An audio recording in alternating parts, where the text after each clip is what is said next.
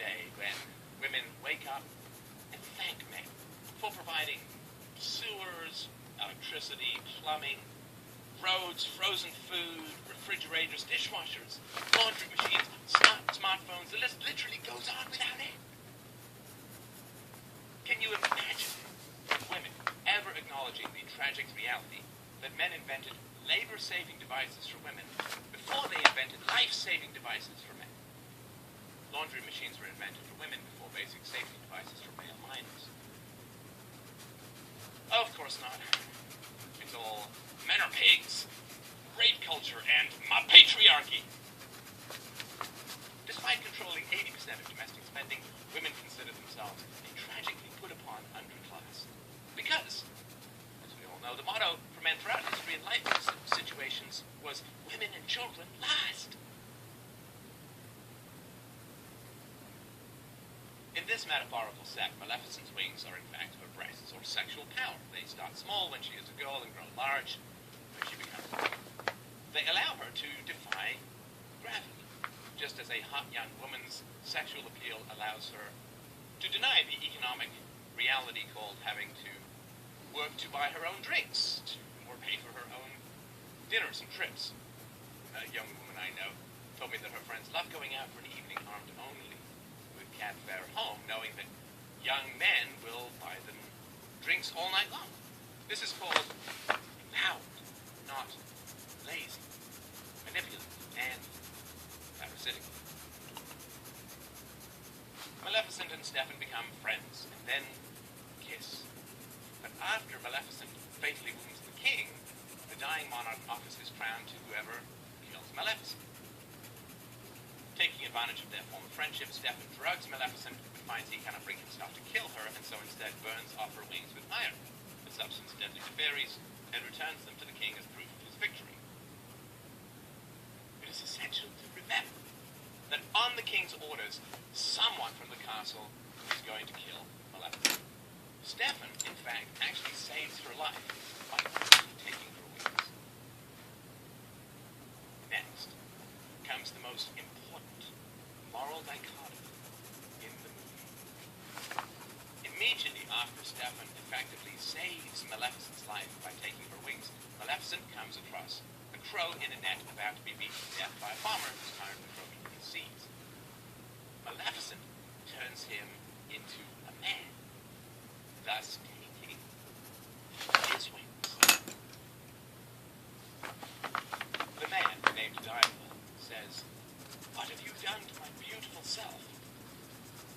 Maleficent replies, "Would you rather I let them beat you to death?" Diable mournfully regards his missing wings and then replies, "I'm not certain." Maleficent says scornfully, "Stop complaining. It saved your life." Diable lowers his eyes and murmurs, "Forgive me. In return for saving my life, I am your servant." I'm so susceptible to propaganda that I did not even notice this until watching the movie for the second time, but it is truly a jaw-dropping sequence. King Henry has ordered his men to kill Maleficent. Stefan saves Maleficent's life by taking her wings. She plots revenge, destroys lives, murders her former lover, drives an innocent child into exile for 16 years, and is considered justified in her actions. Maleficent saves Diable's life by taking his wings, then snaps at him to stop complaining, and turns him into a slave for the rest of his life. Notice any slight moral double standards here? Look closely. Imagine this scene.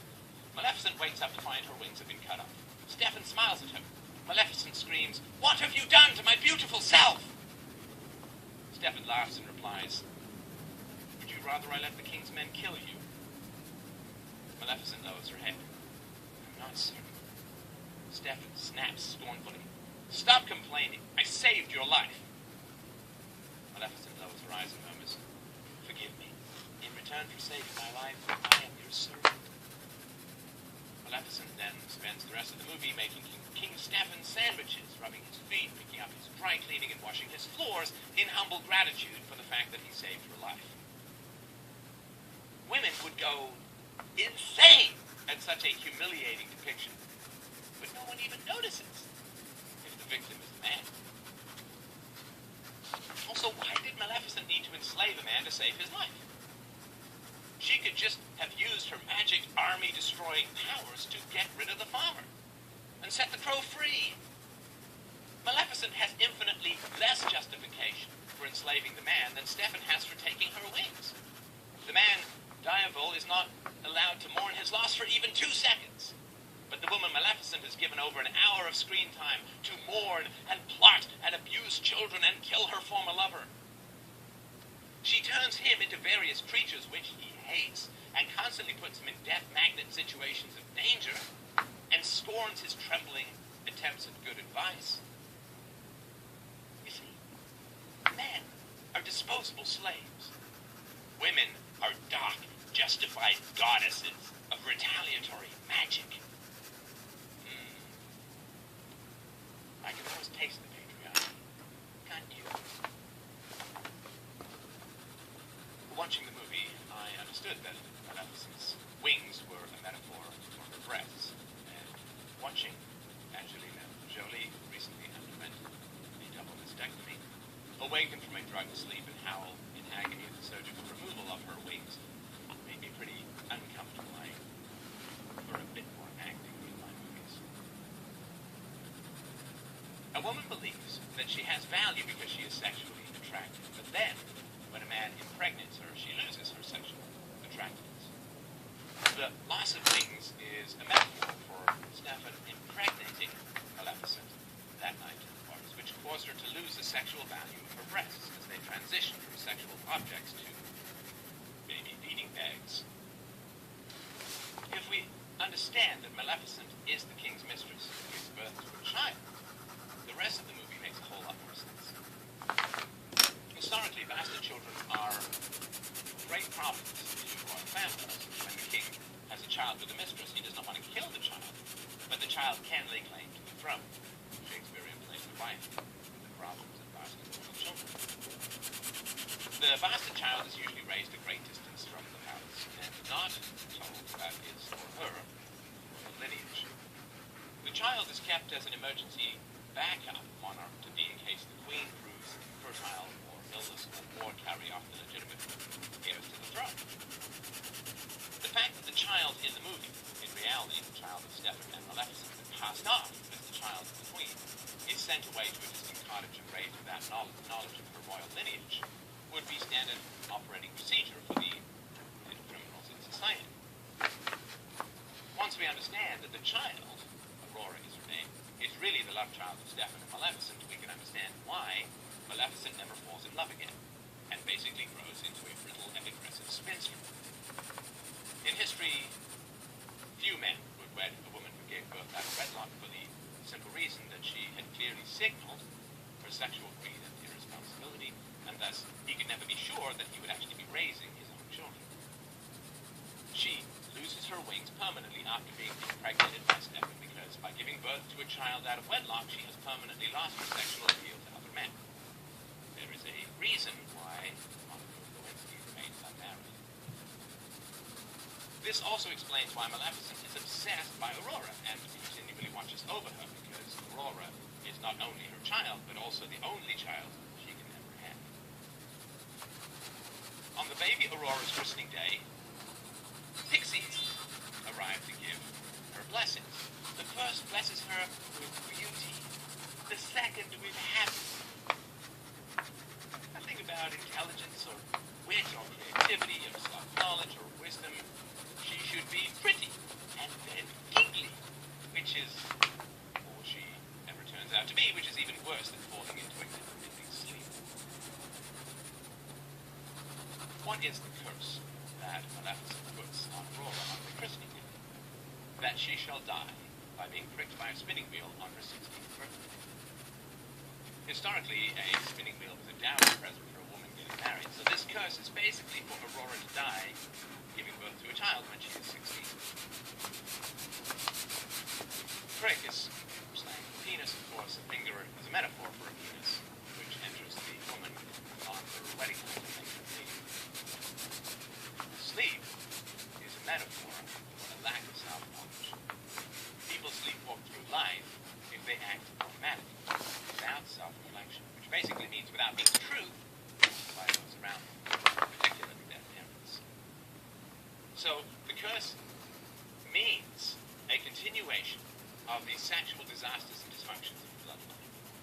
Aurora will get pregnant, just as Maleficent got pregnant, and these disasters will just repeat over and over again.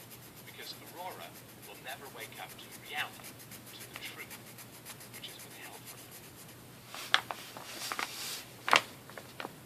After being begged, Maleficent makes a modification to the curse, which is that Aurora can be awakened by true love's kiss.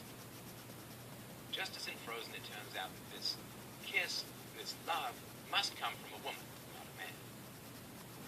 At one level, this appeals to the vanity of girls and women who love to imagine that, although they want to become mothers, they can do without men. At a deeper level, this is the beginning of mankind's awakening to the basic reality, that it is a lack of love from women that is killing the world. Women's well-documented verbal, physical, and emotional abuses within the family, statistically greater than men's, is beginning to be understood. And the first indications of focusing on the immorality of so many women as the most necessary dysfunction that needs to be addressed to save the world is underway. People are so terrified of women that they can only assign them a tiny shred of moral responsibility for healing the world. After spending roughly 90 minutes obsessively praising them, the movie Maleficent is willing to give women the message that they need to love their children more in order to heal the world only after endless scenes of women being wonderful little trees, flying, dancing with fairies, loving open-heartedly, being endlessly victimized, and so on. This requirement for endless flattery before giving a heavily veiled metaphorical message is characteristic of those living under a dictatorship. Dictatorship, perhaps. Another message that appeals to the vanity of women is that Aurora can be raised by essentially three neurotic lesbians, the trio of verbally and physically abusive pixies in the movie, and emerge as an absolutely wonderful and radiant young woman who giggles and laughs, emerges from leaves, plays with fairies, loves unreservedly and unconsciously, and heals the broken heart of the woman she calls her fairy godmother, who has been watching over her since she was born. All phrases used to describe a real mother being passed off as a relative or friend. Again, we see that pure female influences in the life of a child, with the exception of Maleficent, always produce wonderful offspring, while whatever a man touches turns to ash and hate and fire and death. In the final scene, when Maleficent finally speaks maternal words to her, promising that no harm will ever come to her, Aurora wakes up. Just to say, she's finally told the truth about her family and her origins and who her mother really is. Maleficent actually apologizes, expressing sorrow and regret, which is not the most common female trait in the world, at least in my experience. In fact, feminism, by making women eternal victims, has stripped them of their ability to apologize, and thus to take moral responsibility, remain sensitive to empathy, and grow as human beings. Believing in the patriarchy means never having to say you're something. Much has been written about the rape scene in the movie where the future king removes Maleficent's wings while she sleeps, which is considered analogous to drugging a woman and then raping her while she is unconscious. I have some problems with this interpretation, not least of which is that Stefan's supposed rape is considered a crime, but not one commentator has mentioned anything about Maleficent's theft of Stefan's gem, which really set the whole story in motion. If the young Maleficent had not stolen the boy's gem, he would never have had to go and work in the castle, and never would have been infected with the desire to become king, and therefore would never have cut off her wings. It would have been immensely powerful if Maleficent had apologized to Stefan for stealing his treasure when he was a little boy, particularly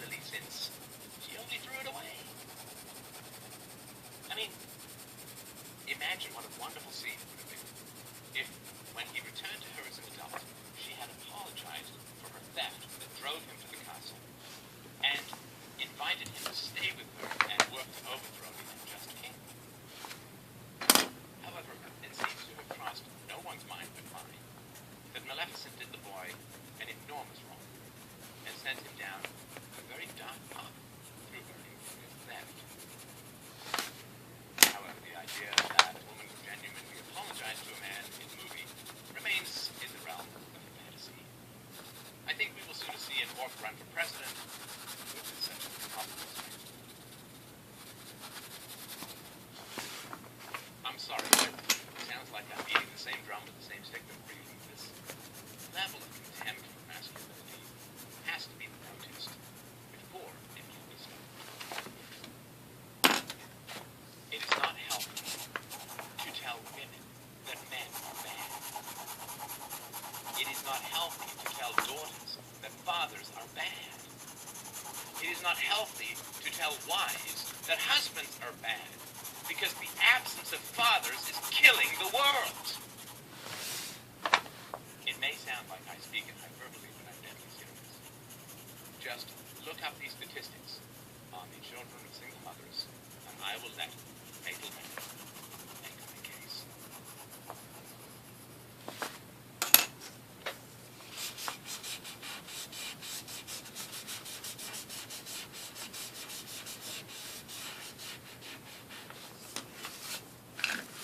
A society without respect for men has no respect for property, or nature, or currency, or solvency, its own children, or its own future, or in shortness,